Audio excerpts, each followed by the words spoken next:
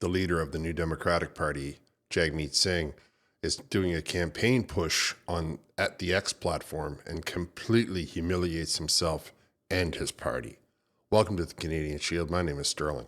I'm your host.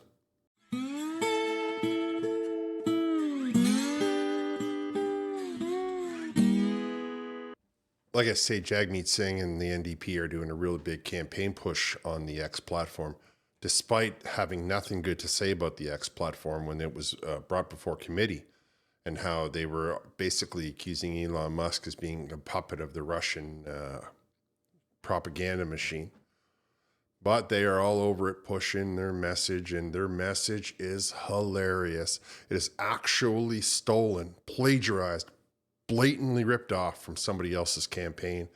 And they don't seem to be embarrassed by it in any way at all. Before we get into that, though, I want to show you one of his other campaign pushes and how he talked about how 2024 was a great big battle and it was a fight, and he stood his ground and pushed back on the liberals and the conservatives. I'm telling you, you cannot make this up. 2024 was a battle. Let me give you a bit of the year in review, 3 of the biggest fights that we fought. First off, 1.2 million people across the country received dental care because of the NDP dental care program. That has changed the lives of so many people, an incredible fight. 1.2 million people, he says he got dental care for. 1.2 million. Of course, the census from October 1st of 2024 says there's 41.4 million, practically 41.5 million people in Canada.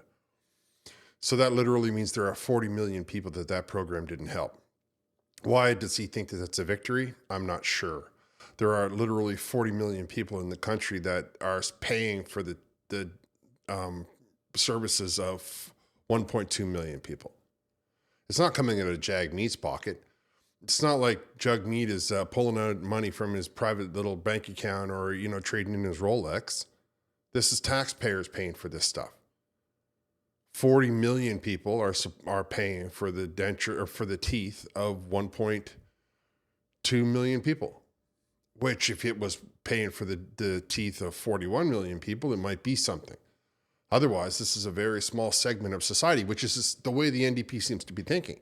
Everything's about a small little niche with these guys. Everything's about the upper crust, the top, the elite, very small segment of society. The rest of us are there to provide for them, it seems like. And of course, that's proven with his next little point from this very same clip that I just sort of broke it down because he's talking about a fight. So let's look at these fights as they come. Secondly, pharmacare. We passed the law starting with diabetes medication and devices and free birth control. We're going to expand it to include more, but this was a big fight and we were able to secure that for people. Again, not free. Somebody else is paying for it. It's coming out of tax dollars. It's coming out of revenue that could be used for a lot of stuff. Now, I understand that, I think that diabetes medication should be covered. I don't agree with birth control. And before you go jumping at me, just understand something. First of all, birth control is not that expensive. And because I know, look at, I know. However, there's a couple of issues with birth control because what they've done with that program is made it so that a woman never has to tell her husband that she's on it for these cultures that don't agree with birth control. So again, we're talking about a very small segment of society. We're talking about teenagers that can go into a pharmacy and never tell anybody that they're on birth control. We're talking about women who are married and go into a pharmacy and never have to pay for or tell their spouse that they are on birth control. I don't believe that is in any way, shape, or form beneficial to anyone. I think that if you want the culture to change, you have to bring it out. You have to talk about it. You have to have dialogue. Anyway, even if none of that you agree with, understand that you're still talking about a very small segment of society that's being impacted by this free birth control. No denying that. It's a very small section of the culture that is getting their birth control paid for by tax dollars that could be going towards hospitals or schools or roads or improving so many things. The last one that he figures he battled for is just, I have so many issues with it that I can't even, well, I'm going to say them once I let him put his own foot in his mouth. Finally, a school food program across the country. This is to help kids get a nutritious meal at school, help alleviate some of the pressure on the shoulders of families that are struggling with the high cost of groceries. A school food program only trains people that they don't have to worry about looking after their own kids. And maybe that's something that we should be talking about as a culture, as a society. However, this guy has put in all kinds of plans and all kinds of systems he has voted for that have destroyed the economy and have put the price of rent through the roof. So you ask yourself if a person would have as much trouble feeding their child if their rent was half as much. Ask yourself if a person would have as much feeding their child if they were getting a job that covered all of their expenses.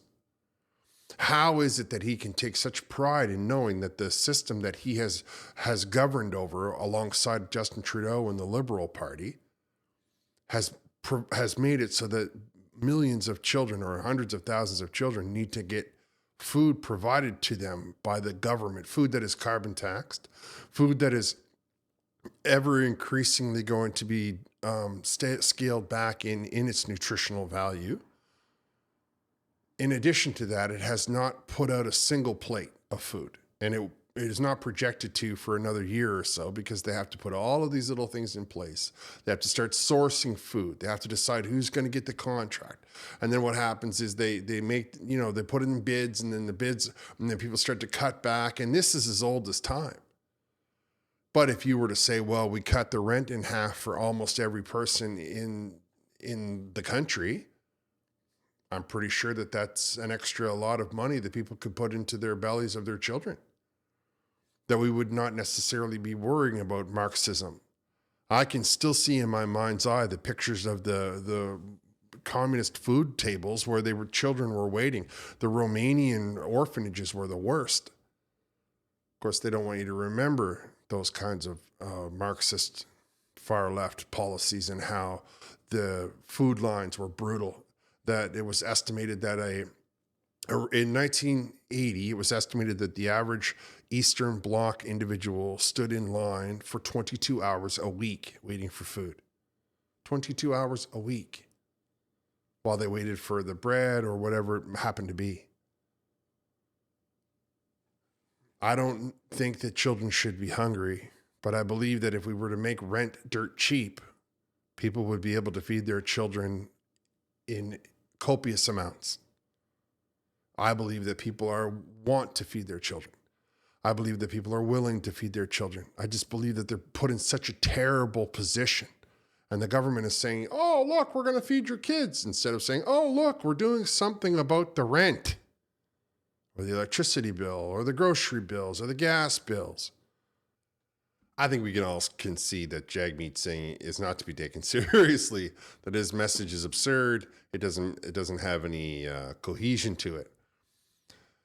What I want to show you is he blatantly ripped off somebody else's campaign slogan. I mean, he completely and utterly plagiarized the campaign message of the other individual. This is another video that he put out.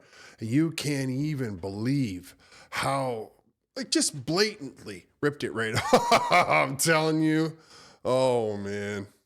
First, I'll show you a 10-second clip of him begging for people to come to his campaign and volunteer for him. And then I left a montage that I found to be hilarious. And I hope that you enjoy it as well. I'm telling you. If you want to build a brighter future where we take better care of each other, I need you. If you think that we can actually change these things and make sure that our housing market, our healthcare system, our tax system work for the working class, I need you. Together, if we come together, if we fight together, we can win. If we fight, we can win. And when we fight, we win. If we fight, we can win. And when we fight, we win. If we fight together, we can win. If we fight, we can win. And when we fight, we win. If we fight together, we can win. If we fight, we can win. And when we fight, we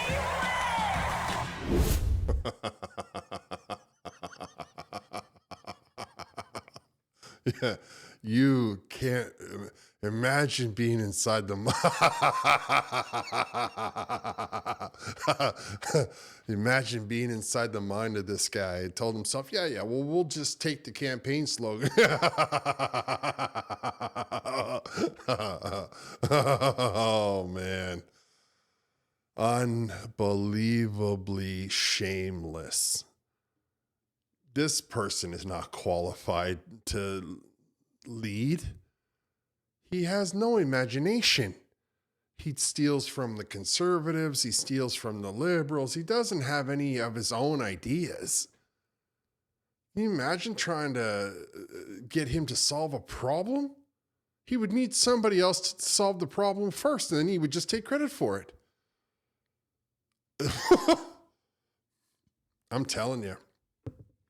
It is ridiculous to think that this guy actually believes he's qualified. Thank you. Thank you.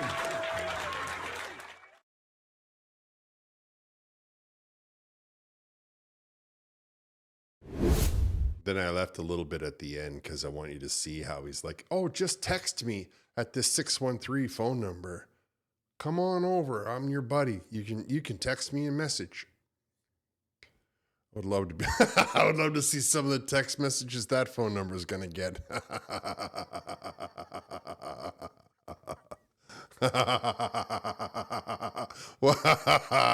Can you imagine? Oh, I mean, I get that it won't be going to him. It'll just be going to some staffer, but it's still funny to think in my mind that you're you're giving out a number that says, just text me. Oh, and then of course we're going to hear how everybody was mean to him. And now he's, dropping out of politics or something stupid. All right, I'm going to wrap here. I want to thank you for listening. I would encourage you all to like, comment, subscribe, hit the notification bell, share this channel with all of your socials. I'll talk to you next time.